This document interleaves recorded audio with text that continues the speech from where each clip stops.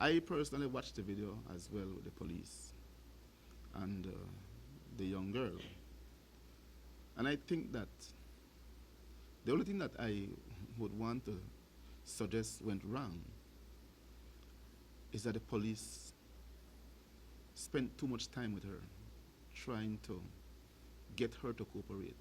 You have a prisoner who is resisting, you use necessary force to subdue them and take them away.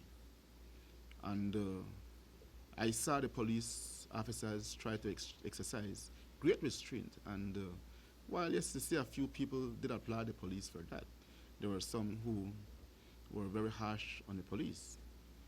But we try to instill in our officers to not use unnecessary force, and I think that's what the officers were avoiding.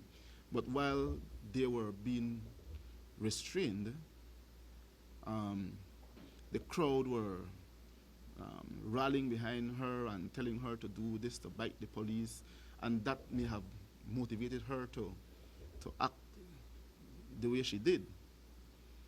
And so it is something that we need to look at, and officers need to be able to understand that when you're in a hostile situation, you try to limit the amount of time you spend in a hostile situation. So you grab a prisoner and you move away.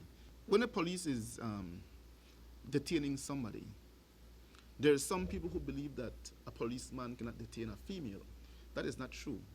A policeman can detain a female. The only restriction is that a policeman must not search a female. But in terms of placing a female under arrest, a policeman can do that. Now, goes back to what I said earlier.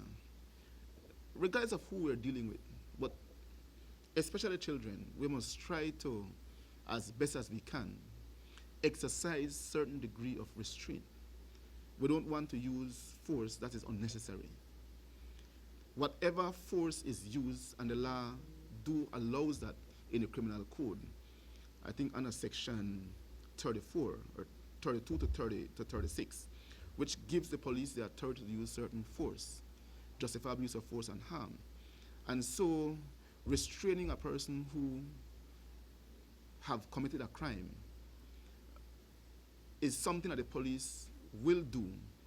And while we may be allowed to use force, the law is that we must only use that force which is necessary to subdue the person, and nothing beyond what is reasonably necessary.